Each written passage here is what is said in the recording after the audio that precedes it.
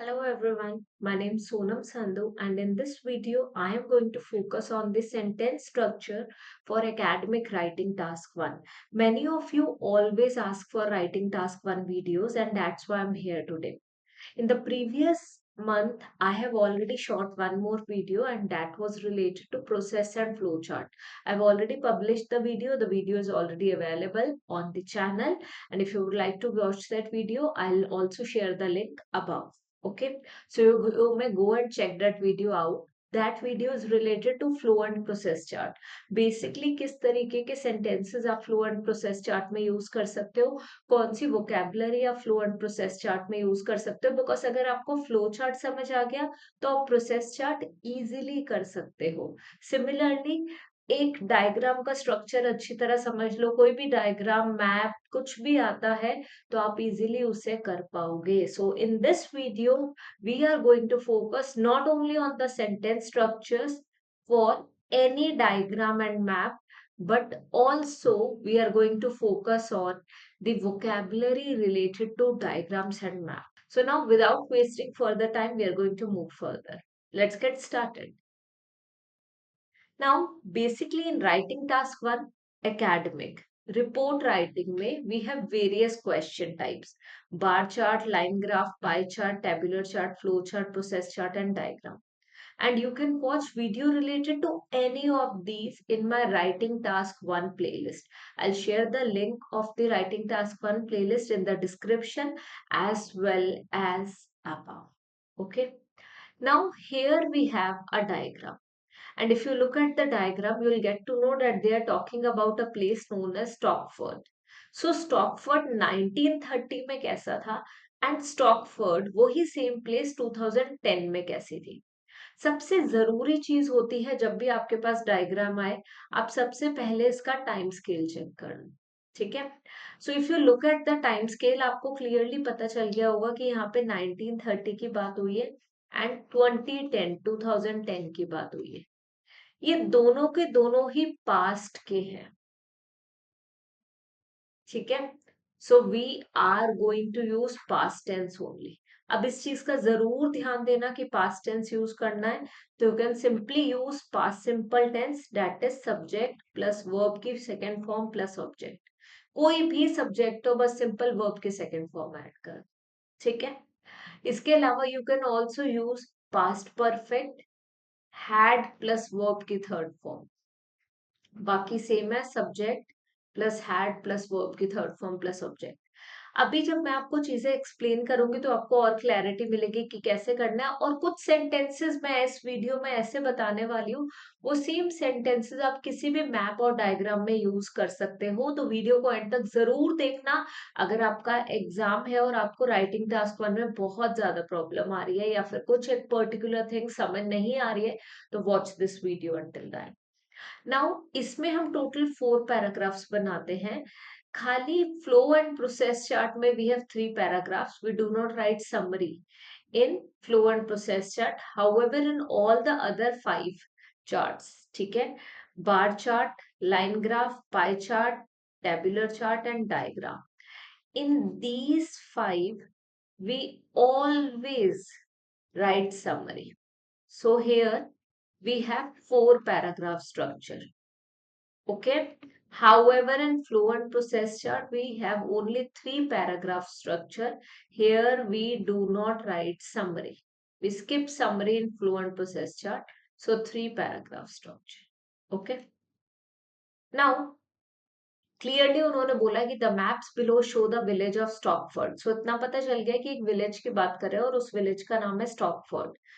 सो वो कह रहे हैं कि विलेज ऑफ स्टॉकफोर्ड इन 1930 एंड 2010 कैसी थी। Summarize the information by selecting and reporting the main features and making comparisons where relevant. So compare करो जहां relevant है, summarize करो information by selecting and reporting the main features. Now we have gotten to know कि यहाँ पे वो mainly बात कर रहे हैं, डायरेक्शन उन्होंने दिखाई हुई है। स्टॉकफोर्ड 1930 में ऐसा दिखता था कि ब्रिज था। जो जो चीजें सेम है, सेम थिंग्स को जल्दी से जाके टिक कर लो, वहां पे स्टार लगा दो। ठीक है, same thing, same thing, star लगा दिया आपने। ठीक है। अब और कुछ आप देखो कि क्या सेम आपको दिख रहा है यहाँ पे। रिवर स्ट्रोक सेम है, ऑब्वियसली वो चेंज कैसे होनी थी, ठीक है। Then post office is at the same place, so post office, ठीक है। बाकी हमें जो भी यहाँ पे दिख रहे हैं, what are these, all these are houses, ठीक है। बाकी जो भी दिख रहे हैं हाउसेस दिख रहे हैं। हाउएवर यहाँ पे क्या था, यहाँ पे शॉप भी थी, तो जहां पे भी चेंजेस है ना, क्वेश्चन मार्क लगा, क्वेश्चन मार्क, ठीक है। यहाँ पे ये एक्स्ट्रा एडिशन हुआ है, क्वेश्चन मार्क।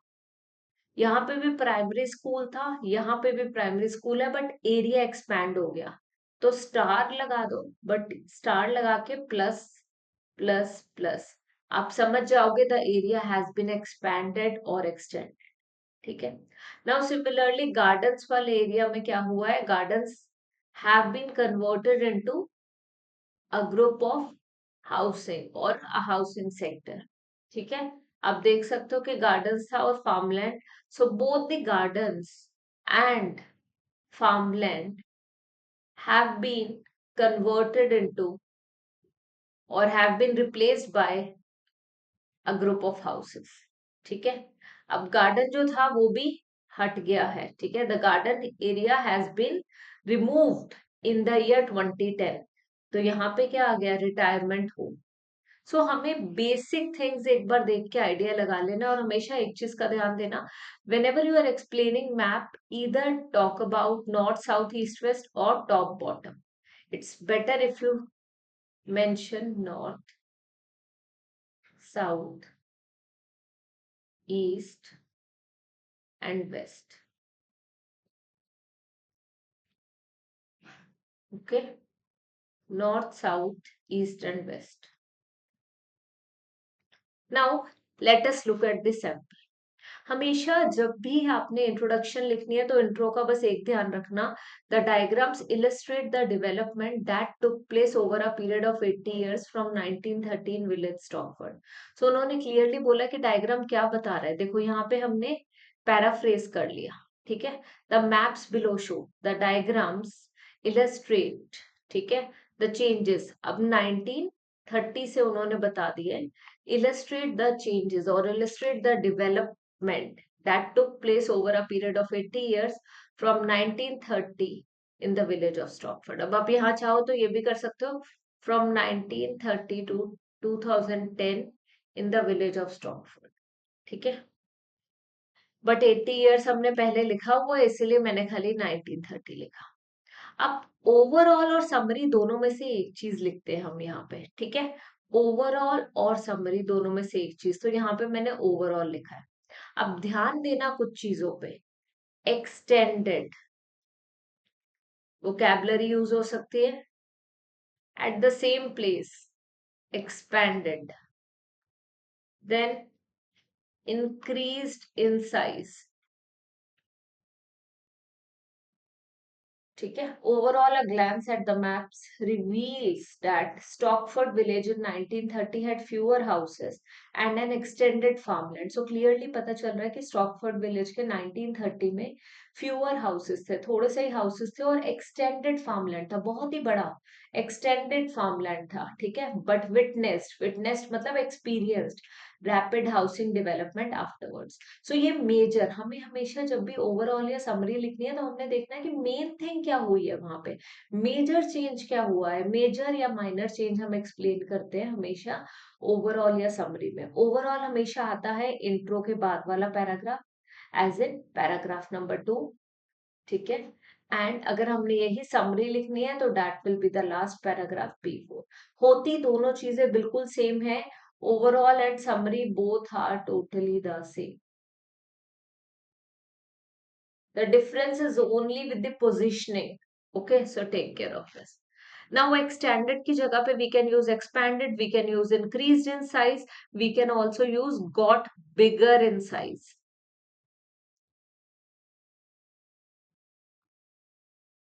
ठीक है। बट विटनेस्ड, विटनेस्ड मतलब experience rapid housing development, witness की जगह मैं यूज कर सकती हूँ टर्म एक्सपीरियंस्ड भी, ओके, समझ आ गया। आ जाओ इधर, As is observed, Stockford village is located at the east of river Stock. So clearly वो बता रहे हैं कि ऐसे ऑब्जर्व करा गया है, पर अभी हम ये नहीं देख रहे हैं, अभी हम मेन क्या देख रहे हैं, हमने देखना है कि यहाँ पे हम किस तरीके की वोकैब यूज कर सकते हैं। तो फर्स्ट टर्म जो मैंने यहाँ बताई एक्सटेंडेड, एक्सटेंडेड की जगह पे expanded, right it down, notebook में नहीं लिख रहे तो लिखो जरूर, बिकॉज यही आपको हेल्प करेगा। ठीक है, यही चीज आपको हेल्प करेगी। एक्सटेंडेड की जगह पे expanded, increased in size, got bigger in size. ठीक है, विटनेस की जगह एक्सपीरियंस्ड। ठीक है, बट ऑब्जर्व्ड। ठीक है, ऐसा भी यूज कर सकते हैं, ऑब्जर्व भी यूज कर सकते हैं, एक्सपीरियंस भी यूज कर सकते हैं, we can use terms like such. ठीक है, नेक्स्ट। अब यहाँ पे नॉर्थ ईस्ट, हम जब भी डायरेक्शंस बता रहे तो वो तो ऐसे ही बताएंगे, इधर north east, in the north side, ठीक है, इन द सदर्न साइड, ऐसा। ठीक है, अब यहाँ पे आप देखो मेन चेंजेस क्या आए हैं। ठीक है, पहले ये देखो, हमने टर्म्स यहाँ पे यूज कर सकते हैं, we can use besides this, we can use apart from this, we can use also, we can use similarly, depend करता है कि क्या requirement. Two large farmlands were quite visible which disappeared. अब यहाँ पे हम डिसअपियर्ड यूज कर सकते हैं, डिसअपियर्ड के synonyms, we can also use removed. ठीक है, और we can also use replaced by, replaced by a group of houses, जो भी चीज रिप्लेस करा है वो आप लिख दो replaced by. The map of 2010 reveals that the post office, the bridge and the primary school remained unaltered. Unaltered, unaltered का मतलब होता है जो चीजें अनचेंज रही है ना, बस आप इतना ध्यान रखो जब भी आप डायग्राम या मैप एक्सप्लेन करो तो जो भी चीजें अनचेंज्ड रही हैं वो आप सबसे पहले कर दो। The map of 2010 reveals that the post office, the bridge and the primary school remained unaltered. ठीक है, रिमेन्ड अनऑल्टर्ड, अनऑल्टर्ड की जगह हम कर सकते हैं unchanged. We can also say remained same, तो हम इस तरीके के सिनोनिम यूज कर सकते हैं फॉर अनऑल्टर्ड। दो the school building was enlarge, enlarge की जगह पे क्या यूज कर सकते हैं, हमने अभी डिस्कस भी करा था, एक्सटेंडेड। ये देखो, extended, expanded, increased in size, got bigger in size and enlarged भी हम यूज कर सकते हैं। ठीक है, the shops disappeared and the garden with many of its trees was compromised. The shops disappeared. ठीक है, the shops were removed, disappeared, तो हम remove भी यूज कर सकते हैं disappeared की जगह पे। And the garden with many of its trees was compromised to build more accommodation facilities. ठीक है, was compromised भी कर सकते हैं, the garden was cut down भी, the trees were cut down भी लिख सकते हैं हम, was compromised भी लिख सकते हैं। ठीक है, was compromised। ठीक है, trees were cut down, forest was cut down।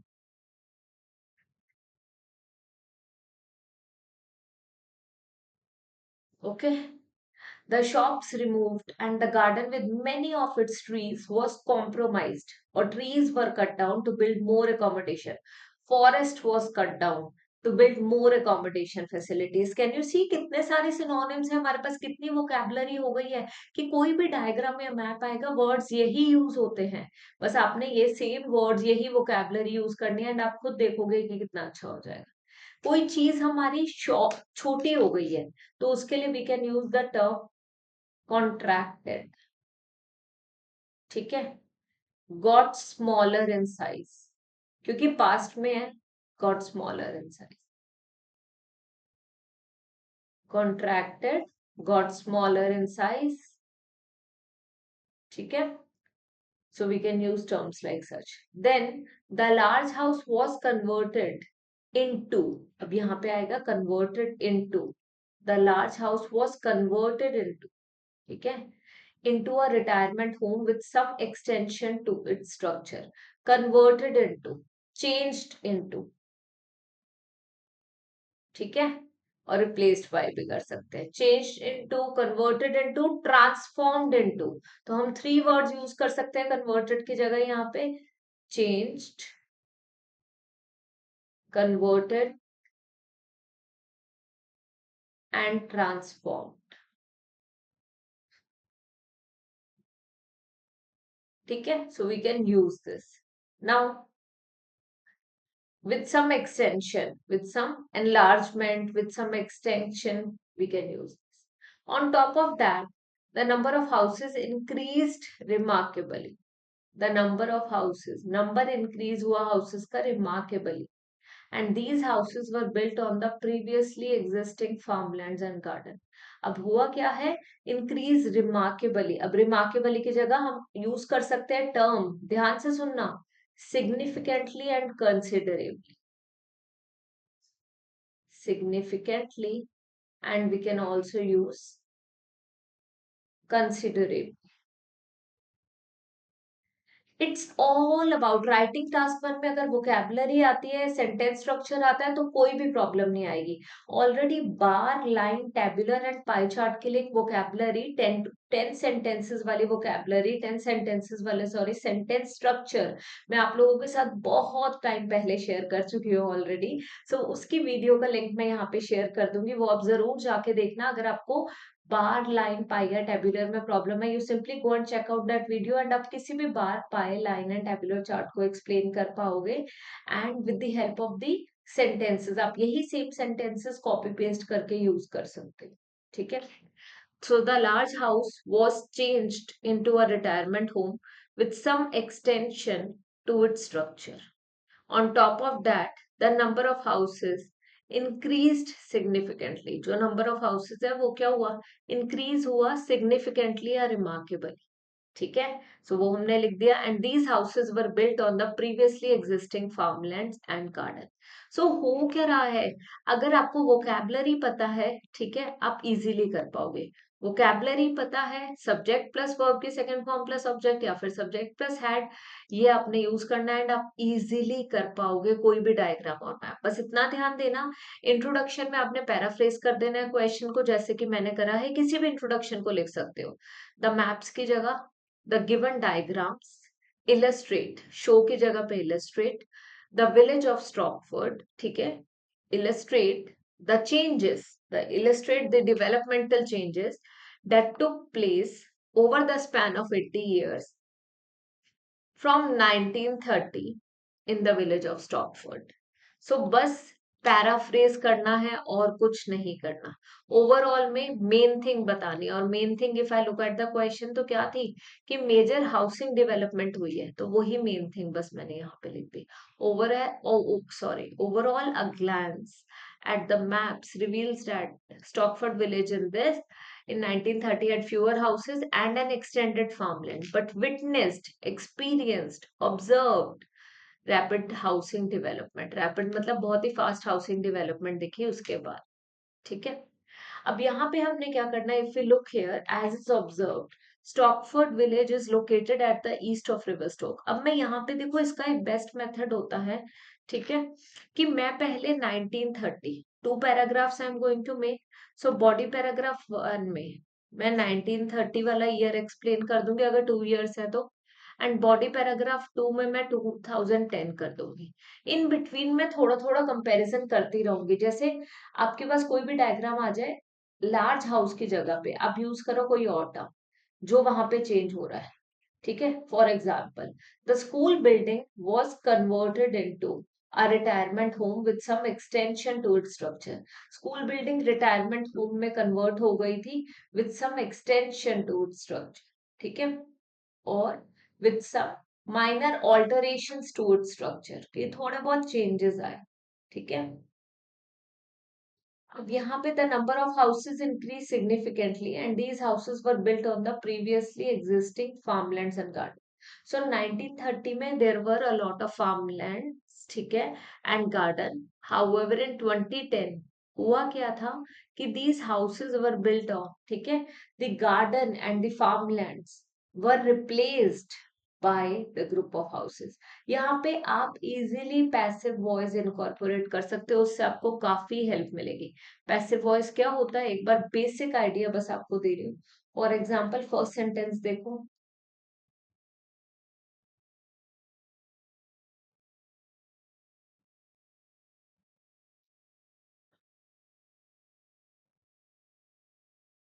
The farmland had expanded a lot in size. ठीक है, the farmland had expanded a lot in size. अब यहाँ पे यही हुआ, from 1930 to 2010 the farmland had expanded a lot in size. So जो भी चीज हुई है वो लिखनी है. अब यहाँ पे तो हाउसिंग सेक्टर था ना, रिप्लेस हुआ. जो भी चीज एक्सटेंड हुई तो वो आप ऐसे लिख सकते हो, हैड एक्सटेंडेड. ठीक है, और अब यहीं पे सब्जेक्ट प्लस वर्ब के सेकंड फॉर्म प्लस ऑब्जेक्ट में आप लिख सकते थे कोई भी सेंटेंस आप ले लो. यहाँ पे अगर मैं इसे देखती हूँ डायग्राम को, ठीक है, द शॉप्स, ठीक है, रिप्लेस्ड. अब रिप्लेस क्या हुआ था, अब हाउसेस आए थे, the houses replaced the shops of 1930. तो हुआ क्या, 1930 वाले जो शॉप्स थी, द शॉप्स ऑफ 1930, ठीक है, were replaced by the group of houses. ठीक है, बस इसी तरीके से सेंटेंसेस यूज करने हैं. इसको ध्यान से देखो, ध्यान से लिखो.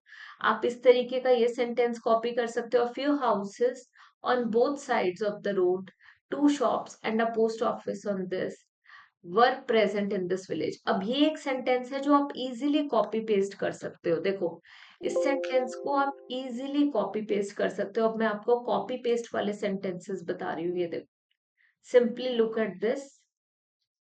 I'll just take the highlighter here. ठीक है,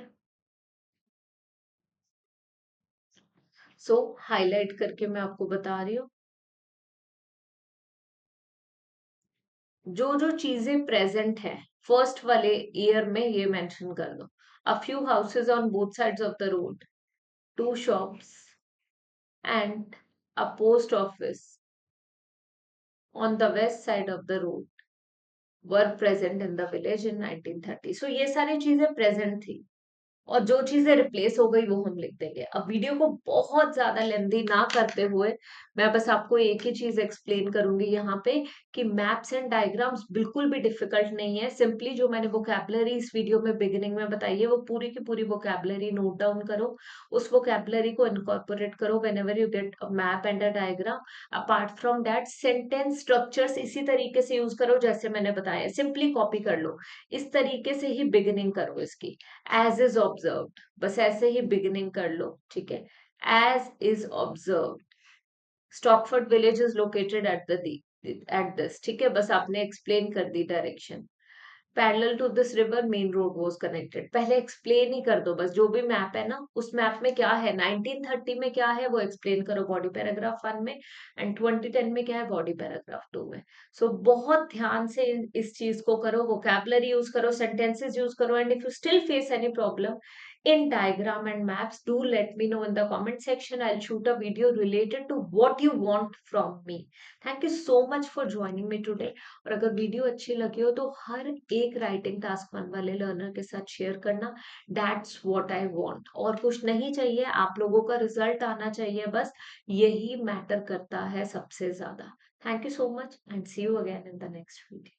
If you need help in any other IELTS topic, we have already created 500 plus videos on every topic related to IELTS preparation. You simply go to our homepage. You will see multiple tabs on the top of the screen. Now, you simply need to click on the playlist tab. After clicking on the playlist tab, you will see reading, listening, writing, speaking, vocabulary playlist, a lot of playlists. So now you simply need to click on the specific playlist. So suppose you are facing problem in reading module, click on the reading playlist and find the video as per your requirement. If you are facing problem in reading vocabulary, click on the reading vocabulary playlist and find the video in the same playlist as per your need. So simply do this and you need not require any other thing. इसी से prepare करो and I am pretty sure you are going to do well. Best of luck and keep learning.